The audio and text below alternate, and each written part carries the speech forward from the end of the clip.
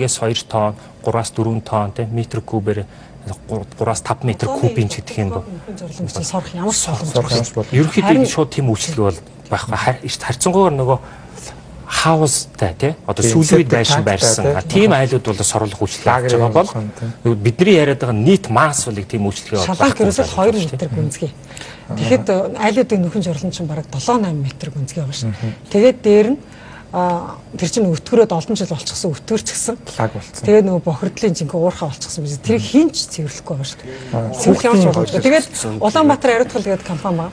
Улаанбаатар ариутгал компани бол харин олон жил болчихсон нөхөн нойлын одоо тийм жорлонгийн агуулгыг ариутхан болох гэдэг үйлчлэгээ бол харин хийж байгаа юм бил. Тэр манай сургалтуудыг хийж байна. Энэ зарим нэг фактуудыг бас үзэгчдэд сонирхуулахад нэг хүн бол өдөрт 200 г өтгөн ялгадас гаргадаг гэдэг дундаж тоо байна. За энэ нь шингэн нь бол 1.5 литр. Тэгэхээр нэг хорооны 10,000 хүн гэ бодохоор 2,000 кг буюу 2 тонн болно. За 15,000 литр буюу 15 тонн. За энэ нь ингээд нэг дүүргийн 150,000 хүн болоод явахаараа 30,000 кг 30 тонн гэдэг ингээд өгсөд явчих чинь л та. Тэгэхээр ундны устай их холбож хөрсний бохирдлыг ярьдаг те зол жаргал доктороос сонирхоод манай ундны усны нөөцийг бас туулгаал за гүний ус гэж ярьдаг. Тэгэхээр одоо байгаа энэ нөхөн жорлонгууд маань бидний бууж байгаа усанд шууд аюул занал хийж байгаа юм.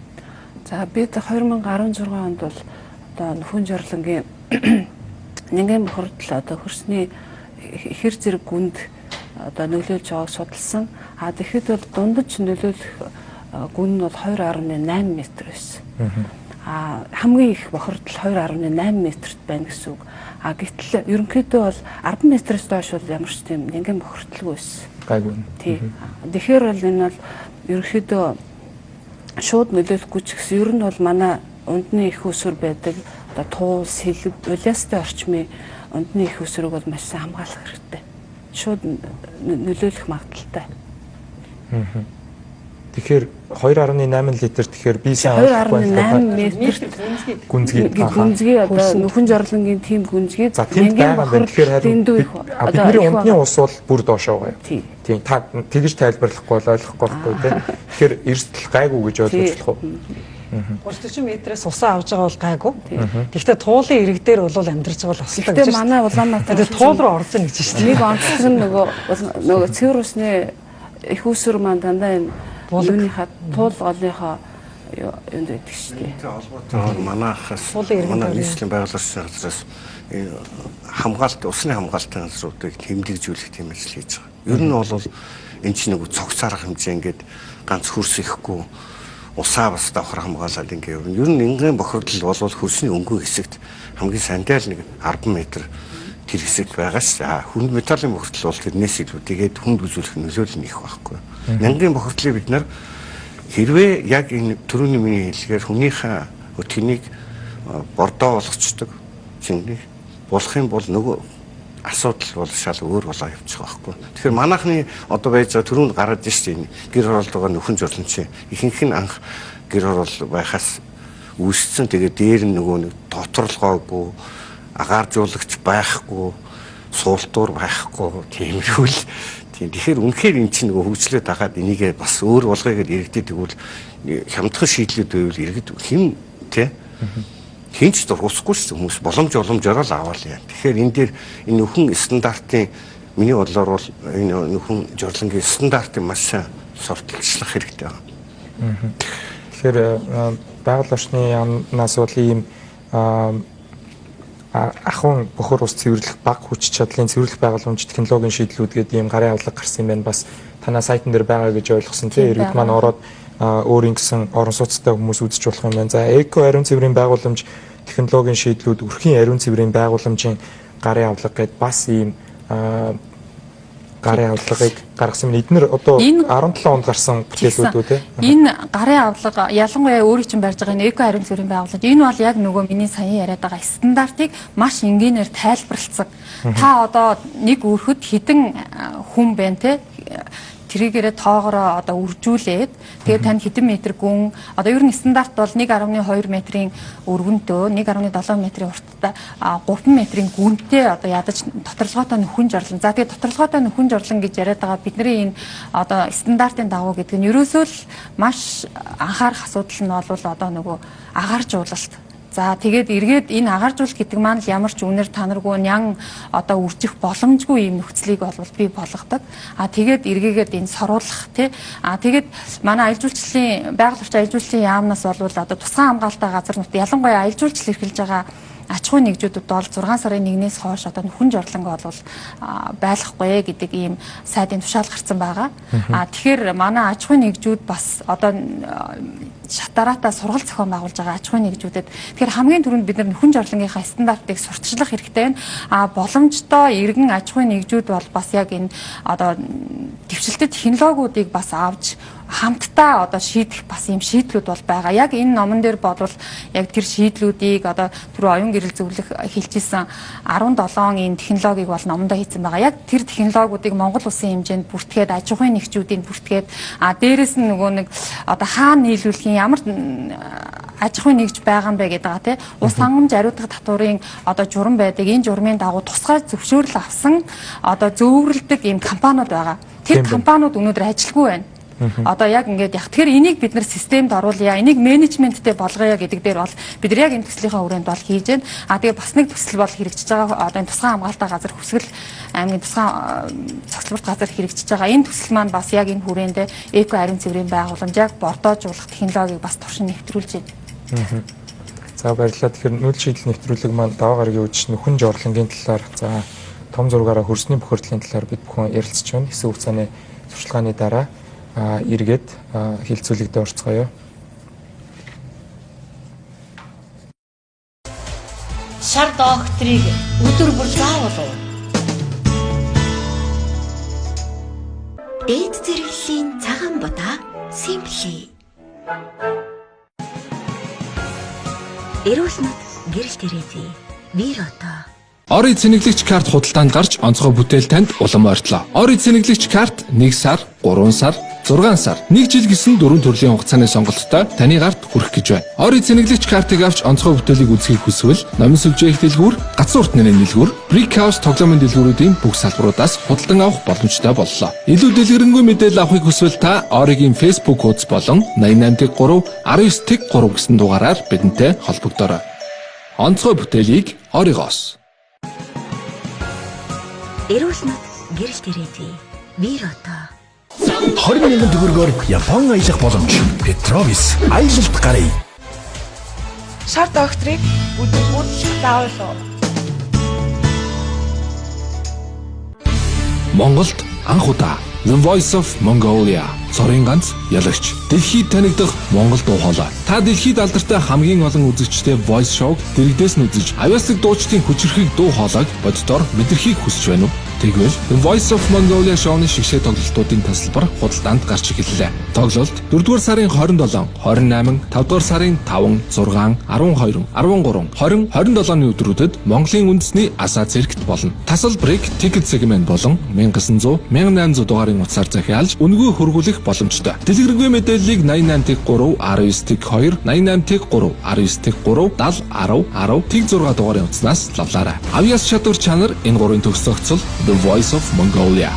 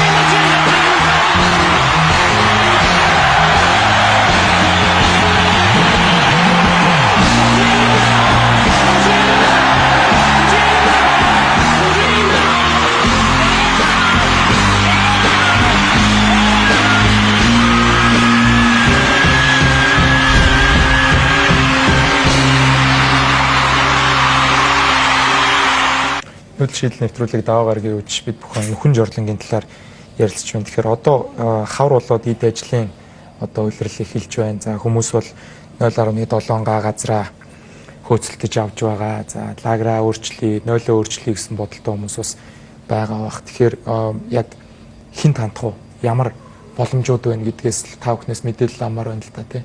Одоо за хорон дээр очих уу? Эсвэл энэ жагсаалтан дээр байгаа энэ одоо ажилгүйгаа компаниуд руу хандах уу? Хамгийн ойрхон худалдааны төв дээр очих уу? Тэнд зөвлөх инженерүүд байна уу? Хаанаас хүмүүс мэдээлэл авах уу? Мэйлттэй хин. За би хариулъя. Байгаль орчин аялал жуулчлалын яамн дээр бол яг энэ цэвэр технологийн талаар бол мэдээллийн сан үсгэж байгаа. За тэгэхээр бид нар бол өмнө агаарын бохирдол ярьж байсан. Агаарын бохирдол дээр бол одоо 50 гаруй аж ахуйн нэгж ингээ бүртгэгдсэн байгаа. За яг энэ хөрсний бохирдолтой холбоотой яг энэ чиглэлээр үйл ажиллагаа явуулж байгаа. Одоо бусад өндөр хөгжилтэй орнуудад туршаад хэрэгжиж байгаа технологиудыг Монгол улсад оруулж ирээд ингээ туршаа нэвтрүүлж байгаа аж ахуйн нэгжүүдийн бас мэдээлэл одоо яг технологийн шийдлүүд, үн өртөг энэ талаар бол манай яам дээр мэдээллийн сан байгаа. Тэгэхээр цэвэр технологи хөрөнгө оруулалт үйлдвэрлэлийн хэлтсийн одоо мэрэгчлэнтэй ялангуяа байгаль орчны яам дээр ирэх юм бол тодорхой мэдээллийг өөрийнхөө төвшөнд одоо ямар технологи хүсэж байгаа энэ талаар бол авахд нээлттэй байгаа. Тэгээд мөн манайх одоо онлайн энэ номоо ол нээлттэй тавьсан байгаа.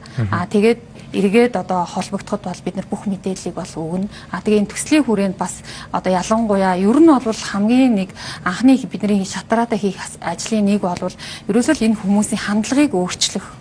Яг энийг ойлголтыг зөв болгох. Өнөөдөр бид нэр яг бордоожуулах гэж яриад байна. Монгол хүний сэтгүүтэй энэ бас хэр нийцэх үү те. Энийг яг зөв зохистой ашиглах шинжилгээ ухааныхын талаас нь одоо зөв шийдлийг олж авахын тулд хүмүүсийн хандлагыг өөрчлөх нь аягүй чухал байгаа. Тэгэхээр бид нар одоо аж ахуйн нэгжүүд, иргэдэд зориулсан шатараатай сургалтуудыг төрийн бус байгууллагуудтайгаа бас хамтран одоо оюун гэрэл тэргүүнтэй бас бид нар уулзалт зохион байгуулсан. Өшөө одоо яг энэ технологи Монголд нутагшуулах гээд байгаа аж ахуйн нэгжүүд байна. Тэгэхээр одоо оруулаад ирсэн мөртлөө технологиг авахгүй одоо ямар нэгэн сургаар те энэ маш өндөр үнэтэй гэсэн боломжгүй гэсэн ийм асуудлууд байдаг болохоор яг газар дээр нь шийдэх бас боломжууд байгаа шүү. За тэгээ ялангуяа цаг уур хөрсний бүтцээс шалтгаалаад бид нар бол дөрвөн уйлралтай те бусад орны технологиг Монголд нэвтрүүлэхэд бас айгүй олон эрсдлүүд байгаа, боломжууд байгаа ч гэсэн манай одоо горох тэрэлжийн байгалийн цогцлолт газар дээр бол Оросын септик танкийг бол байршуулсан байгаа. Тэрийг очиж үзээрэй.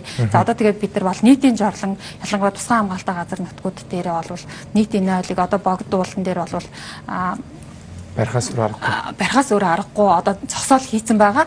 Тэгээд бас одоо хүүд олон худаг зөөврийн нойлуудыг бид нар зайлшгүй хийх хэрэгтэй. Өнөөдөр бид нар одоо наадмаар те ямар асуудал үүсдэг билээ. Яг ийм ивент арга хэмжээнд аялал жуулчлалын одоо гол үйл ажиллагаагаа дагуулад бид нар бас ийм нүүдлийн нойлуудыг бас хийх ийм шийдлүүдийг бол сонгоод ингээд хийгээд тодорхой одоо төсөв хөрөнгө төсөвлөөд ингээд явж байна л да. Тэгэхээр жорлонгоо өөрчлөлийн багийнхан бол өдөө орон нутгаар яваад байгаа гэсэн. Тэгэхээр та нар ямар ажил төлөвлөж байна? За бид нар бол одоо яг хүмүүс яг одоо хавар болоо жорлонгоо барих гээл хайж эхлэхэд 2-3 гарын авлага гарч ирж байгаа. За нэгдүгээр нь жорлонгоо өөрчлөлт гэдэг ном байгаа. За энэ бол бүх номын дэлгүүрүүдээр байгаа. За манай сургалтанд хамрагдсан 1700 хүнд бол үн төлбөргөө тараасан. За жорлонгоо өөрчлөе гэд хаштаг хэрэглээд хайх юм бол Facebook дээр ч тэр Twitter дээр ч тэр хаштаг хэрэглээд жорлонгоо өөрчлөе гэдэг нэг үг болгоод бичгэд манай сургалтын явцад хүмүүсийн янз бүрийн сайн технологиудыг зурагтай нь постертой тийм бүх юмтай тавьсан байгаа. Тэгээд тэрнээс жишээ авч болно. За манай сургалтанд хамрагдсан 1700 хүн бол өөрсдөө орон нутгийнхаа иргэдийг зохион байгуулад хамтдаа жорлонгоо өөрчлөх ажлыг зохион байгуулах хэмжээнд бол бэлтгэгдэж гарч байгаа. Зарим идэвхтэй газрууд бол манай сургалт явлаа.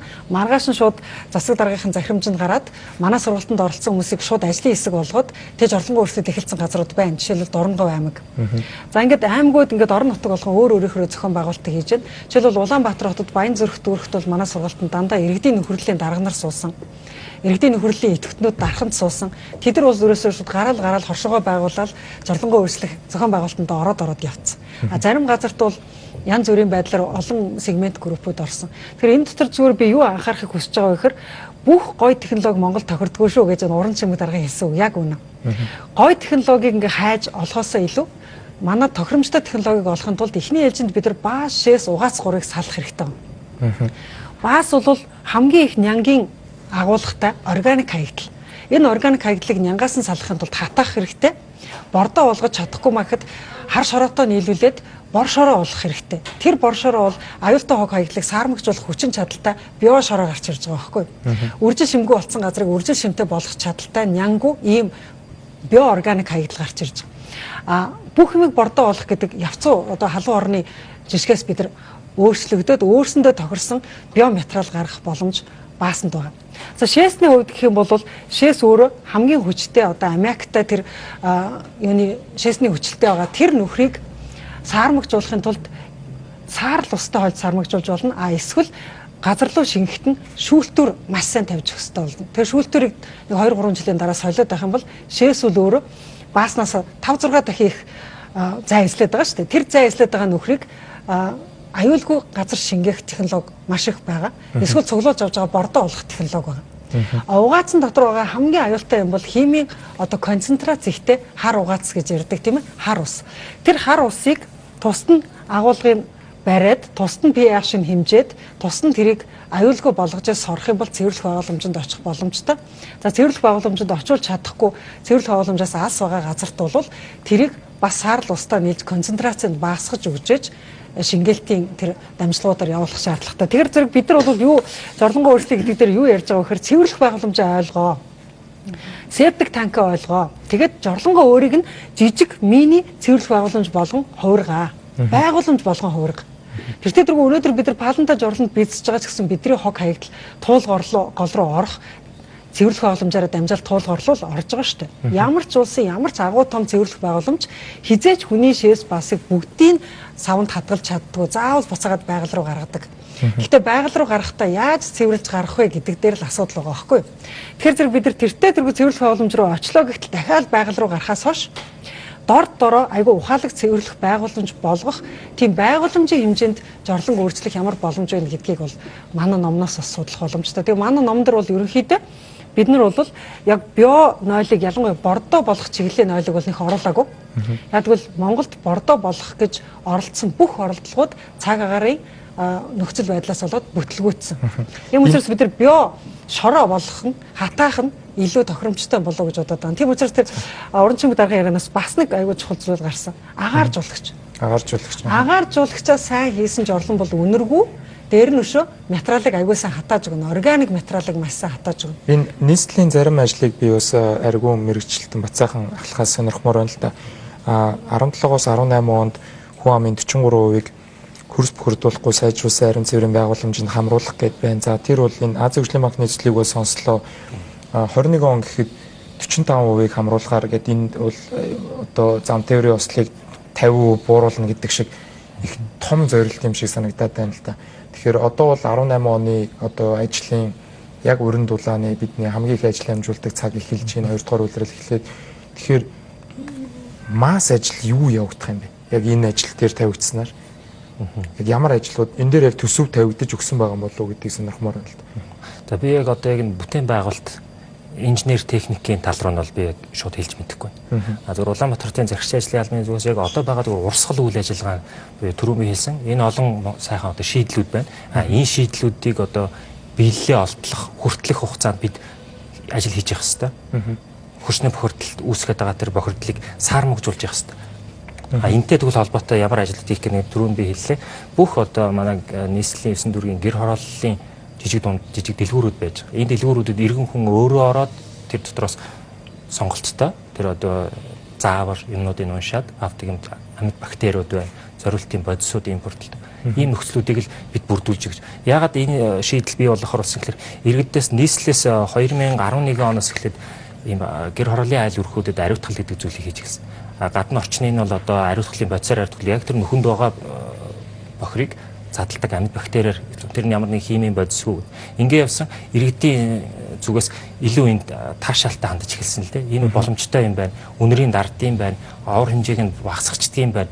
Энэ хаана байдгийг ингээд техлэнгүүд зогссон. Зөвхөн л нийслэлээс юм уу төсвөөс хийдэг нэг юм ажил болж хувирсан. Тэгвэл одоо бид нар иргэд энэ дээр аягүй их мэдээлэл байхгүй. Тэгвэл хөрсний бохирдол гэж юу юм? Энийг тэгвэл таны жорлон дээр асуудал үүсээд байгаа юм. Энийг тэгвэл та бага хэмжээгээр ч гэсэн бууруулах ийм боломж байна. Таны өөрөө ч оролцоо их чухал юм. Тэгвэл таныг яг хажуутын чинь дэлгүүрт ийм боломжтой та тэндээс өөрийнхөө сонирхлоор сонгоод ав. Энэ шийдлийг бид гүүр болгох л одоо ажлыг энэ жил бас хийх зорилттой болгоцсон бас тавьж. Тэгэхээр бидэнтэй зөв Монголын байгаль орчны иргэний зөвлөлийн тэргүүн доктор профессор Басан Доржгой нэвтрүүлэгт хүрэлцэн ирсэн байна. Тэгэхээр Басан Дорж доктороос сонирхмоор байна л да. Twitter дээр таныг дагж байхад бол та усны туршилтууд болон зарим хөрсийг ингээд ялгацыг за хөрстөө хар шороотой холж байгаа зарим туршилтууд харсан. Тэгэхээр одоо яг та юун дээр ажиллаж байна? Нөхөн журлантай холбоотой ямар олдтой амжилтууд гарч байна? Тий. Ер нь бол хөрсөөрөө хөгшөрцөн. Хөрсөөрөө дөрөлтөд орчихсон. Ийм дээр нь дахиад одоо хөрсний өөрөө цэвэрч чадвар гэж бол байдаг. Энэ чадамж алдсан юм байна. Тэгэхээр хөгшин хүнийг ичнээн туслан муслах хийгээд одоо ингэ сэргээх гээд үзэхэд бол хэцүү. Тэгэхээр бид бол оншаах зөв тэгж байж наах хэмжээнүүдийг бол авах хэрэгтэй юм л да. Тэгэхээр би бол хөрсний байгалийн баяжуу суусмал гэж ийм олон төрлийн одоо бичил биетэн бэх юм уусмалаар тэр одоо хөрс энэ отын одоо өмхий лагийг бол бид хар шорон хөрс болгож байгаа. Ерөнхийдөө бол 2 сая тонн хар шорон хөрсийг үйлдвэрлэх ийм нөөц бол Улаанбаатарын энэ одоо лагын дотор бол байж байгаа. Тэгэхээр энэ бол Улаанбаатар хотын 20 жилийн хэрэглээ. Жилд бол 100 мянган тонн хар шороо хэрэгтэй болдог. Тэгээ манайхан нэг уул зааж өгдөг. Тэр уулыг нураагаад тэгээ тэнд бас бүтээн байгуулалт хийж явдаг. Ийм концепцээр яваад байна л да. Тэгэхээр бид бол цаашдаа энэ бохир лаг маань ерөөс ийм байжээ гэж. За тэгээ сая бас нэг 3-4 айл сонгож аваад айлын хөлдөө баасыг аваад бас өөрийнхөө технологиор ингээд хар шорон хөрс болгож болж байна. За гэр хороол бас үнс гарч байгаа. Тэр үнс бол хэрэгтэй. Эвдсөөц бол байж идэг. Энтэй холиод жахан шороо холиод ингээд технологи аргаад энийг хөрс болох ийм болцоод учраас хөрсний бохиртыг бууруулах гэж байгаа бол бид хөрсөө эмчлэх арга хэмжээл авах хэрэгтэй. Энэ бол технологи арга байх хэрэгтэй. Ямар нэгэн химийн болж ямар нэгэн холор амийн интер цацах юм бол улам одоо хөрс бол юу яадаг.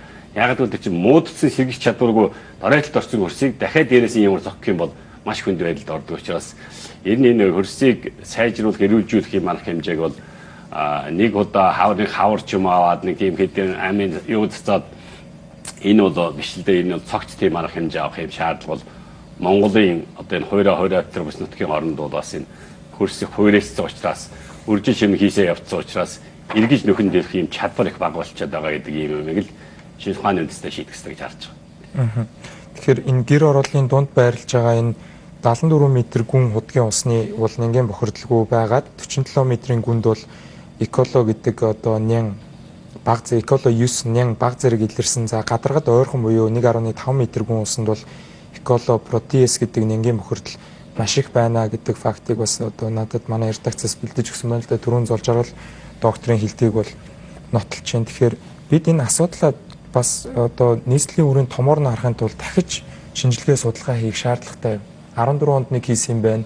За тав хүн бас жилийн өмнө нэг хийсэн юм байна. Тэгэхээр хэмжиж чадахгүй бол удирдах чадахгүй.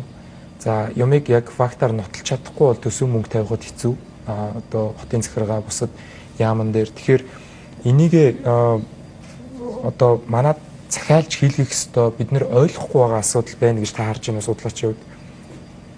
Хөрсний бохирдолтой холбоотой, байгаль орчны бохирдолтой холбоотой. Ер нь бол хөрсний хувьд бол хөрсний бохирдол гэхэр хүмүүс хүнд металл гэж ойлгодог. Гэтэл Монгол орны хувьд бол хүнд металлын бохирдол тийм биш. Улаанбаатар хотын хувьд тийм их биш байдаг. Ягаад тэгэхээр манад хүнд үйлдвэр алга байна. Гэтэл хамгийн их бохирдол манад нэгд нингийн бохирдол, хоёрт органикийн бохирдол, гуравт болохоор сульфатын ийм бохирдлууд их түгээмэл байдаг.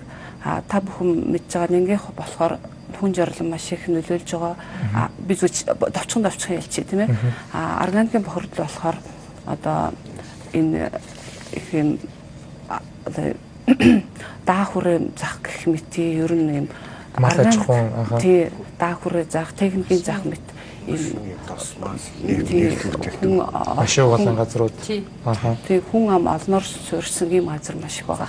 Бидний судалгаагаар мөн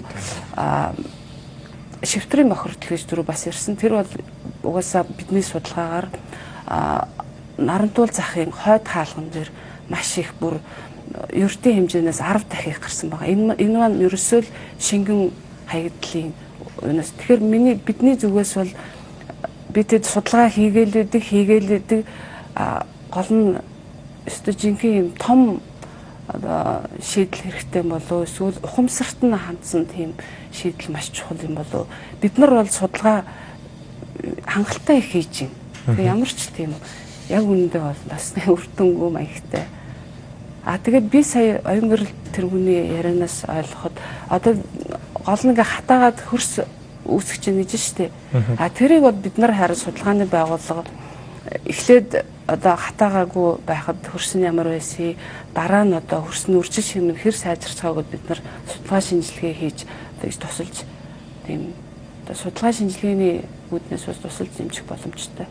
Тэгэхээр нийслэлийн мэргэжлийн хяналтын газар өнөөдөр харамсалтай хилцүүлэгт оролцоогүй. За тэдний 370 өрхийн энгийн нөхөн жорлонд хийсэн энэ судалгаанаас харахад за 50% буюу тал нь доторлогоогүй нүхтэй. За бохрыг шууд хөрсөндөө шингээдэг буюу за энгийн нөхөн жорлон 14% нь бол дөнгөж сурвал зайлуулт юм байна л да. Түрүүний хэлсэн үйлчлэгийг авдаг. За тал нь дахиад 45% нь бол бохор усаа нөхөн жорлондоо хийдэг гэхээр Бацаахан мэргэжилтний хэлсэн одоо вок гэдэг юм уу бусад химийн бодисыг болохоор дараа нь тэрийг ялгаж авах болохгүй хэрэгжилж болохгүй болчихдээ юм байна гэдэг мэдээллийг би авлаа л да. Тэгэхээр том шийдлүүд гээд та бүхэн ярьлаа. За богдууланд алхдаг хүмүүс бол байнга ярьдаг. Богдуул маань 0 боллоо гэж ярьдаг. За хавар болохоор хотоор бол шээс үнэртдэг. Энэ бол нууц биш те. Бид нар энээсээ бол ичих ёстой. За 1.3 сая хүнтэй амьдарч иж том метрополис хот болж иж. Тэгэхээр энэ дэлхийн бусад том хотууд энэ хүн амын төвлөрөл манахаас илүү нэгтралтай газрууд юу нь яаж хоригдсан байт юм бэ? Агаарын бохирдол дээр бид нэр Лондонгийн жишээг байнга авдаг те хүчээр. За Сан Франциско, Нью-Йорк хотууд бол ингээд хүн гал гаргаж болохгүй ч гэдэм өөрөөр хатуу захиргаалтын бид одоо зөрчлийн хөлтэй болцсон. Тэгэхээр энэ жишээнүүдийг аваад захиргаалтын арга хэмжээ байж болд юм болов. Тийм одоо мэргэжлийн хэлд ажиллаа ихгүй байх гэж байгууллагын яам хэллээ те. Тэгэхээр цагдаа юу хийж болох юм бэ? Энэ дээр одоо шаардлага тавьж чадах уу? Эрх зүйн чадамжтай хорооны цагдаа очиод айлыг энэ жорлонгоос олоо. Эн чин МНС тэр стандартыг зөрчиж гинэ гэж шаардлагатай эрх зүйн орчин бүрдсэн үү? Чадамжгүй л дээ. Чадамжгүй тий. Би түрүү хэлжсэн. Яг одоо манай байгууллагч аялал жуулчлалын яамнаас яамны одоо сайдын эрх мэдлийн хүрээнд бол тусгай хамгаалалтаа газар нутагт нөхөн жорлон хоригдно гэдэг тушаал гарчиж байгаа. Тэгэхээр яг одоо нөгөө усын байцаагч тий яг эрх зүйн одоо торгуул тавих зөрчлийг илрүүлэх цааш нь арга хэмжээ авах нөхцөлийн энэ хүмүүс нь бол яа харахгүй мэргэжлийн хяналт. Тэгэхээр бид нар мэргэжлийн хяналтайгаа хамтарч ажиллах хэрэгтэй. Мэргэжлийн хяналтын одоо байцаагч нар маань өнөөдөр яг бидний тавиад байгаа энэ стандарт за тэгээ энэ технологийн шийдлүүдийг өөрсдөө бас маш мэддэг байж эргээд одоо хууль зүйн байгаа одоо яг тэр хүмүүст л одоо энэ хуулийн эрх зүйн нөхцөл бол байгаа. Манай чихэнд манай найруулагч нийслэлийн мэргэжлийн хяналтаас зочид өрсөн ирж оролцох боломжгүй гэж хэлсэн гэдгийг дуулгаж байна. Тэгэхээр би энэ дээр нэг юм хэлчихлээ. Тэгэхээр энэ ийм байгаа. Аливаа нэг юм хоёр болон түүнээс олон талтай байдаг тийм. Нэг талаас нь аваад үзэхээр энэ та түрүү хэллээ шүү дээ. Олон аргууд байна. Захиргааны арга байна. Эдийн засгийн урамшууллын механизмын арга байна. Одоо юу гэдэг сургууль сурталчилгааны гэдэг юм уу. Бид нар энэ ажлыг нэг 2-3 жилийн дотор хийчихгүй. Энэ өөрөө та мэдж байгаа шүү. Бид нэр нүүдлийн соёлын иргэншлэр ямар юм бол тийм учраас энийг одоо ийм үе шаттай ингэж хийнэ. Нөгөө л одоо үр дүн нь хурдан харагдсангүй гэдэг шиг явж болохгүй.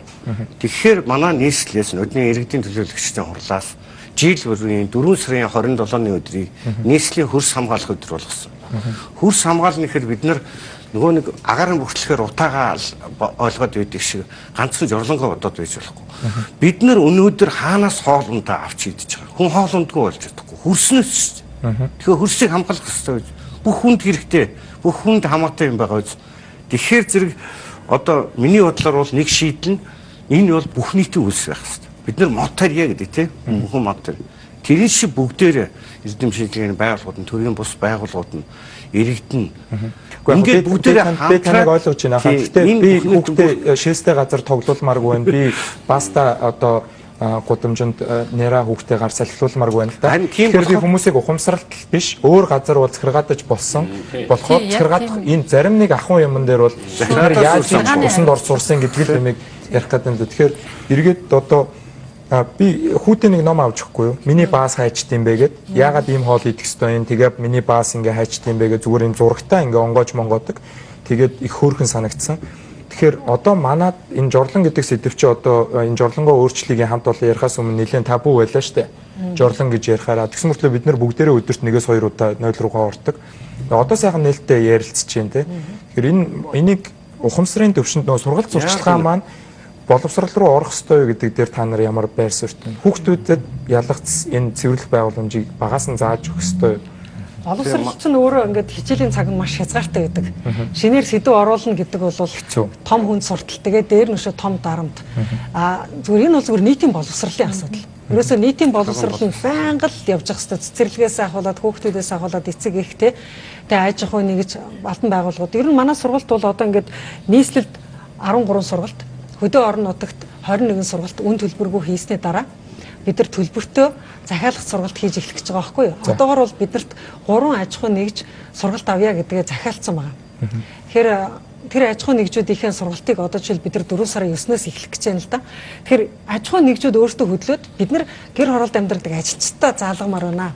Та нарт мөнгөний төлөө та нар ирээд манай ажилчдад заагаад өгөөч гэж хандж байгаа нь өөрөө манай сургалтын одоо нэг 2 сарын ажлын эхний үр дүн юм болов гэж бид нар баярлаад байна. Жишээлбэл нэг компани нь бол хөдөө орон нутагт салбар ихтэй хөдөө орон нутагт нөхөн жорлон байгуулдаг компани байгаа байхгүй юу? Тэгээд тэр компани гэхдээ манайх жишээлбэл өөрийнхөө хөдөө орон нутгийн салбар дээр соёлтой жорлонтой болмоор байна. Та нар ирээд хичээлээ заагаад өгөөч гэж тэгж байгаа. Тэгэхээр зэрэг одоо ултар энэ жорлонгийн асуудал шийдэгдэхгүй байгаагийн нэг том шалтгаан юу байсан бэ гэхээр мэдээлэлгүй байсантай холбоотой юм бэл. Ямар сонголтууд байгаа. Тэр чинь бид нар ямар даацанд ямрыг хэрэгжилж болох юм. Технологи сонгохдоо яаж сонгох юм гэдгээ маш олон хүн мэдэхгүй байгаа байхгүй. Тэгэхээр тэрийг мэдүүлэх нь бол эхний ээлжийн зорилго гэж бид нар үзээд байгаа. За төр засаг бол мэдээж захиргааныхаа арга хэмжээг авч болно. Гэхдээ захиргааны арга хэмжээг авахд нэг зүйл анхаарах хэрэгтэй. Жорлон байсаар идэл гадаа бийцчүүл захиргааны арга хэмжээ авч болно. Жорлон байхгүй газар чи бийцлаа гэж торгоно гэдэг бол боломжгүй болчиход байгаа. Жишээлбэл богд ууланд. Одоо бол захирамж гарцсан баригдаагүй байгаа шүү дээ. Тэгэхээр зөвхөн жорлон харагдаад байдаг. Бийцэх үү те. 10 минутын зайд ба шүү дээ. 10 минутын зайд гүгээд очих жорлон харагдаж байгаа газарт хүн бийцсэн бол торгож болно. Гэвэлэр. Ер нь бол тэгж одоо шудраг асанд ч гэсэн тэгж нийцнэ. Тэгтэл 10 минут дотор яваад очиход жорлон байхгүй газар хүнийг одоо би заслаа гэж торгоно гэдэг бол айгүй харгас байгаа. Харин сая хэдэн хуульчтай санал солилцож байгаа зөрчлийн хуулийг ингэж ярьж байгаа байхгүй. За орон нутагт бол яг 0-той газар бийцсаагүй гадаа ил бийг задгаа газар бийцсах юм бол за 50,000 төгрөгөөр илүү торгох байгаа. Хэдэн нэгжээргээ тавьсан байгаа шүү хуулийн дээр. Тэгэхээр хэрвээ хуулиа яс биелүүлэхийн тулд бол жуулчаа аваад явж байгаа хүн сумын төв дээр торгуулаа төлчөөд цаашаа аглах газар руу явах болчиход байгаа байхгүй. Одоо маршрут за яг засгийн газар одоо маршрут батлах гэж байгаа тийм яг энэгээр явна гэдэг. Тэгэхээр биднэрт маш бага хугацаа үлдсэн байна. Басан дорж доктор нэвтрүүлэлт бас хоцорж ирсэн болохоор та яг иргэний төвшөнд шийдэл хаанаас харагдаж байна? Хамгийн хямдхан шийдлийг хүн хаанаас олж болох уу гэдэг дээр хуваалцааш та яг хөрштөө зөвлөгөө өгч байгаа юм шиг. Аян гэрэл энэ нөгөө жолонгоо өөрчлөлт гэдэг ном уншиж байгаа. Тэн дээр Earth Augur гэдэг газрын өрөм гэдэг бий орчуулж байгаа юм да. Газрын өрөм гэдэг жорлон байна. За. Тэгэхээр ерөөсөө биднээс гарч өтгөн шингэн бол энэ газрын өрөм юм байна. Сайхан сарлагын одоо сүү сайхан өрөмд омдог шүү дээ. Энэ шиг энэ газар бол өрмөөр дутаад байна. Тэгэхээр энэ тижээлэг орчин органик юм нь бол энэ бидний жорлон гэж яриад байгаа юм дотор байгаамаа. Энийгээ зөв бид хэрэглээ сурчих юм бол энэ асуудал бол одоо байхгүй. Улаанбаатарт сая 400 өдөрт 1.5 литр шээс гэх юм бол 2 сая литр шээсээр бол ерөөс хангалттай Улаанбаатарыг ногооруулчих юм хэмжээний нөөц байгаа юм л да. Тэгээ би бол хамгийн энгийн асуудлыг бол өтгөн шингэнийг ялгадаг. Тэгээ 100,000 орчим төгрөгийн жорлонг санд болгоод байгаа юм. Энийг бол за эхний айлууд бол эхэлж байна. Ерөнхийдөө энийг сая оюунгэл хэлдгээр ерөөс мэдээлэл байхгүй. Яаж энэ өтгөнөөс юунаас салах юм гэдэг юм бол байхгүй. Шөнө одоо тэр нөгөө хүйтэн жорлогоо явж байгаа хальтч хүн бол одоо эрүүл мэнд дээр тэрнээс үгүй юм болно гэдгээ мэдэхгүй. 100,000-аас илүү бий юм яана гэдгээ мэдэхгүй. Асар үнэтэй ус барьцсан хэд хүн байж идэг, нэг ч жорлон байхгүй байж идэг. Тэгэхээр энийг бол таны ярьдаг хариуцлагын тогтолцоог нэлээд шахаж өгөх ёстой. Бүх юмыг төр хийх ёстой гэдэг бид нар чинь ямаа заагаар бол өөрсдөө эрүүл мэндээр хохироод ингээ яваад шүү дээ. Тийм учраас тал руугаа энэ хөвсгөлийг л ерөөсөө энэ соёлын довтлохоо гэж ярьдаг юм уу? Ийм хүчтэй юм хийхгүй бол бид ийм байна гэж төрн одоо төрийн асуудал ингээд юмаа яриад ингээд мөнгө төгрөг байхгүй штэ гэдэг ингээд зогсоод байх юм бол бид нэндээ зууралдаад байна. Тэгэхээр баасанда яасан Улаанбаатар чөлөө монголчуудад чи нэг доошоо гэж яриад нь штэ. Тэгэхээр энэ бид нар уулын тэр ийм сайхан органик юм дотор байгаа асуудал юм байна штэ. Тэгэхээр энийг их гоё гаргаж ирээд шийдүүд их энгийн байна. Ер нь бол энэ хөдөлгөөнийг ард ирэг дээр энэ хорооны дарга нар гэж байгаа энэ хорооттойгоо их ажлууд тэр лекцэн дээр юу яаж тэр хороодын дарга нар их дидийлээ сонсоод гөргөмдөд тэгээд цааш эргээл дахиад нөгөө иргэд энэ хороо хоёрын хооронд л тийм вакуум байна уу нэг зай завсар байгаад байгаа шүү. Тэнийг л их нэгтгүүлж өгөх юм бол энэ асуудал цаашаа хөдөлгөөнд орох юм болов уу гэж ингэж харж байгаа. Шийдлүүд нэг болцоотой байгаа. Сайны шоп гэж одоо би нэрлэж байгаа жижигхэн дэлгүүр нээсэн. Тэнд 5-6 төрлийн одоо Монгол тохирох шийдлүүд бол байж байгаа. Энийгээр зочлоод бас мэдээлэлсэн аваарад гэж л одоо өсөх байна. Тэгэхээр 100,000 төгрөгийн шийдэл гээд зөвхөн өтгөн шингэнийг ялгачдаг гэдэг бол нэлээд боломжийн сонсогдож байна л да. Тэгэхээр аргун мэрэгчлэлтэн юу явах ёстой гэж боддог? Зүгээр яг манай цаа ингээд шийдлүүд байна, хямд шийдэл байна, үнэтэй шийдэл байна. Тэгээс зүгээр хяналтын талаар яасан. Би зүгээр тэн дээр нэг санаа өг. Зүгээр миний хувийн зүгээс бодож явдаг зүйл. Зүгээр бисээ хог хаягдaltaй ярил л да. Тэг өөрийнхөө илүү ойрхон сэдв дээр гадаадууд яаж ийн ихлээр ингэж л да. Хог ингээ хаяхлаар айгүй өндөр төгрөгөөр торгодог л гин тий. Би тэнгүү зориуд Японд ингээ хог хайж үзэхгүй юу. Тэгээ намайг таанаас ир торгохыг харъя гэд. Тэгээ би хайж үзсэн ерөөсө торгоогүй. Хинж торгоогүй. Ягаачгүй. Хинж хүй хай гэв. Зүгээр л тэр дотор алхаж яваа иргэн над руу мухаал харсан. Тэрний дараагаар би саяхан сүүлд над дээр Германы яг энэ хог хаягдлын эксперт ирсэн. Бас яг энэ чиглэлээр ял. Тэгээ би зориуд хэрвээ та ингээ гэртээ байжсэн чи та гэрийнхээ хогийг ангилагч үдэмөнгө замбрааг яг Монгол хүмүүс ингээ хайчвал танд яг ямар одоо Ирак зүзүүлэх үү гэж мань хэлсэн. Мань хүн болохоор ингээд зөндөө бодож байгаад ингээ хариулж яана л та. Хариулаад байгаа тэр нь өөрөө нэг юугүй нөгөө торгуур шийтгэрлөө очихгүй байна л да. Тэгсэн яаж ч нэхлэр ерөөсөө л яг явсархал зүгээр л ухамсартал байна л гэдэг. Ерөөсөө зүгээр л нэг тийм бид нар ягаад чи нөгөө хаях сурцсан зүгээр л нэг тийм бүр эхнээсээ л цусан сууц. Тэгэхээр би энэ дээр юу гэж хэлэх гээд байна гэхээр одоо яг манай нөхцөлд төр ингээ шууд иргэнийг матч хийгээл хянаал юуг очил торгоод байх гэхээсээ илүү төр хянж торгож цагдаж болно. Гэхдээ төр нөхцөл нь бүрдүүлэх ёстой, мэдээлэл өгөх үйлчлэгийг үзүүлэх ёстой. Тэр дэд үтцийн асуудлууд одоо янз бүрийн юм шийдлүүд байдаг бол тэрийгээ сайн иргэдэд харуулах хэрэгтэй. Бүх нөхцөл боломжуудыг хангачхад иргэдэд бас шаардлага тавих ёстой юм болов уу нэг талаас харж. Хоёр иргэндээ хяналт тавилыг нэг энэ тогтолцоог одоо ер нь одоо манайх бий болох хэрэгтэй. Монгол хүн иргэнийхээ үргийг биелүүлэхгүй байна гэж харж байгаа. Энд нэг дорж машины цонхоорч тэр энд тэнд шээж явах тэр шаардлага тавих нь тун хомс шүү дээ. Энэ дэр зүгээр л хөөе чи болооч гэдэг үгийг хэлчих хэвээр тий. Чи яагаад хог хийж байгаа юм бэ? Чи яагаад шийчв? Чи яагаад нулимч гэдэг зүгээр л энгийн шаардлага зүгээр л муухай харчих. Ингээл одоо нэг нэгэндээ хяналт тавь сурчих юм бол энэ өөрөө одоо хүнл юм чинь ял засрах болцоотой гэж харж байгаа. Тэгэхээр шивэдэд бас одоо ууланд алхдаг хүмүүстэй хэлээ шивэдэд нөгөө пого гэдэг зүйл модонд ороод байгаа гэдээ алхаж гүйж одоо ууланд алхаж байхдаа хогоо дүүдэг. За хэр их хог дүүснээрээ бол одоо тэрийгээ сошиал медиа дээр зураг тавьж одоо бусадаа үзүүлдэг тийм тренд үүсээд байгаа юм байлээ. Тэрийг бас манай сошиал медиа дээр явж байсан. Тэгэхээр бат сайхан мэрэгчлэлтний хувьд танаас шийдэл сонсъё. Тэгэхээр яг хэмтэй одоо туйлын үнэн гэж байдаггүй бүх юм арьсангүй үнэн гэдэг шиг цорын ганц шийдэл байхгүй нь боломжтой тий. Эхний ээлж нь бид нар эхний алхам болвол мэдээлэл сурталчилгаа эрсдэмжүүлэх. За энэ одоо зорилтын хүрээнд манай нийслэлийн байгаль орчны газраас санаачлаад ерөнхий боловсролын дунд сургуулиудын 20 сургуулийг сонгож аваад одоо орчны бохирдлоос сэргийлэх экологийн боловсрол олох сургалт гэдэг юм зохион байгуулж байгаа.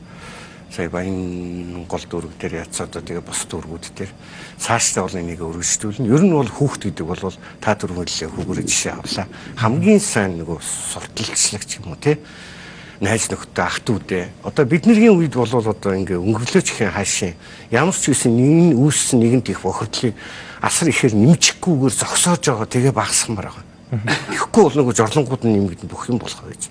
Тэгэхээр яг энийг хэрэгжүүлээд аваад Монголын ирээдүг аваад явах хүүхдүүд маань одооноос эхлээд одоо түрүү инглишээр хүн хэллээ ш. Тэр болгоны хичээлээр орох чадахгүй байгаа болохоор хүүхдүүдэд аягүй сайн одоо ойлгуулад хүүхдүүдээр дамжуулаад эко клубын хүүхдүүдээр дамжуулаад ах トゥ найз нөхдөд нь ягаад ингээл сургалтыг ер нь сурталчилгаа гээгүй шин төвшөнд гаргаж хүний тарих одоо сэтгүүг нь өөрчлөөгүй цагт бол төр хичнээн ч хэм хийх гээд нөгөө тал нь хамтрагч нөгөө тал болох иргэд маань итгэжиж энэ учир начрыг ойлгож одоо хамтран зүтгэхгүйгээр энэ ажил бол олигтой үр дүнд хүрэхгүй хал та. Тэгэхээр миний би түрүүний хэлээд байгаа нэг за тэр нэг бүх нийтийн кампанит ажил маягаар л ингэж нэлээ эрчимжүүлж явахгүй бол ярьж байгаа л хавар өнөр гараад ирэхээр нэг жоох яриа л тэгээд нэг агаар шиг өвлөн таг мартаал ингээл байхгүй. Энэ бол баян бидний одоо хүн бүхэнд хамаатай асуудал гэдэг утгаар нь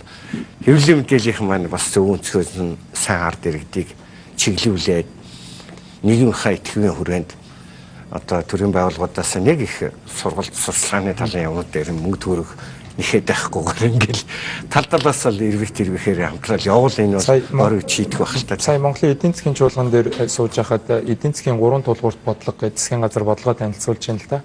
Яг тэрний дараа нүүбийн хөгжлийн хөтөлбөрийн дарга босоод танай засгийн газар олон улсын өмнө хүлээсэн байгаль орчны талаар аач үсэг байсангүй энэ дотор чинь КОП 21-т бид нар эзэлсэн байгаа. Энэ нэвтрүүлгээр бид нар уур амьсгалын өөрчлөлтийг 2-3 удаа хөндөж ярьсан. Агаарын бохирдлыг бол мэдээж хэрэг манай эртагц байнга ярьдаг.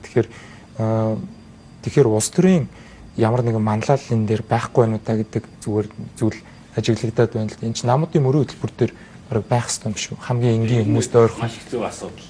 Энтхийн ерөнхийсэд одоо энтгэхгүй жорлонгоос салж байгаа.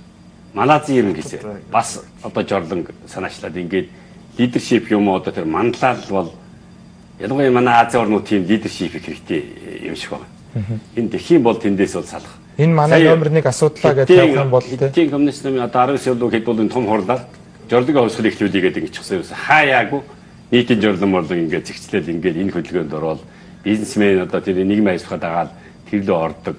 Би бол 1072 хувьцаагаад жорлон заруул яасан юм гэсэн юм л санаачлаг гаргаад ерөөсөө энээс алчихэд хувьцаагүй охроосоо сарчвал ирээдүйн монголчууд маань ирүүл байж ивэл бидэнд тэрнээс мөнгө одоо ямар хэрэг байх вэ? Хувьцаа мөнгөчгүй юм бол 0 солиодог оо гэж юу?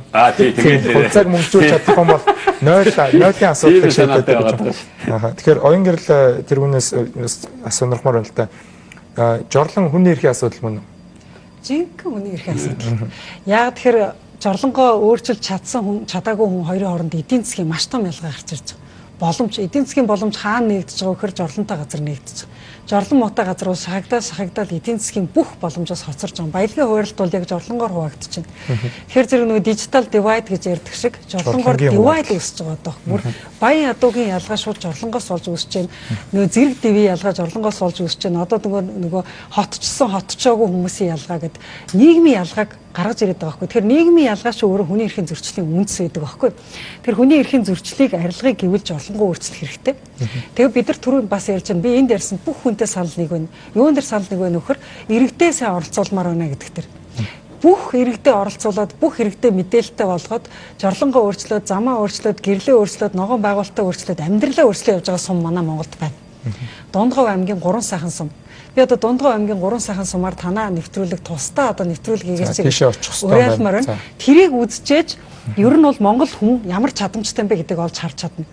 Жирийн нэгэн говийн сум ямар гой болцсон байна. Тэрний иргэд нь яагаад тэргээ яаж гой болгочоод байна. Энийг бол манай хичээл дээр бид бүгд зааж байгаа. 15 жил жорлонгийн салбарт бизнес хийгээд янз бүрийн алдаа оноог туулаад янз бүрийн зүйлээ стандартжуулаад одоо маа гэд бэлэн бүтээгдэхүүн гаргаад өгж байгаа Атмор компанийн бас манайхтай хамт явж байгаа.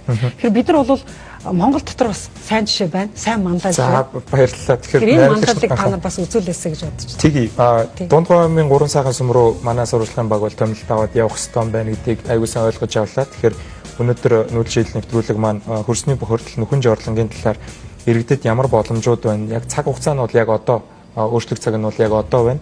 Тэгэхээр бид бүхэн Facebook-аас суусан та нөхөн жорлон Facebook хэрэглэгчдээс нөхөн жорлонгоо шаардлага хангасан ариун цэврийн байгууламжаар солих тухай судалж үзсэн үү гэдэг асуулга нэвтрүүлэг дуусгаад 400-аад хүний 72% нь үгүй гэж хариулсан байна. Тэгэхээр жорлонгоо өөрчлөе гэдэг энэ хөдөлгөөний талаар сошиал медиагаас мэдээлэл авах боломжтой. За байгаль орчны яам төрийн байгууллагууд дээр мэдээлэл байгаа юм байна. За 100,000 төгрөгнөөс 600,000 төгрөг хүртэл янз бүрийн сонирхолтой таны гэр бүл эрүүл мэндийг хамгаалах шийдлүүд байгаа юм байна шүү. Тэгэхээр нүүдшил нэвтрүүлгээс иргэдтэй энэ хавар жорлонгоо өөрчлөөрөө гэж уриалмаар байна. Нэвтрүүлэгт хүрэлцэн ирсэн та бүхэнд баярлалаа.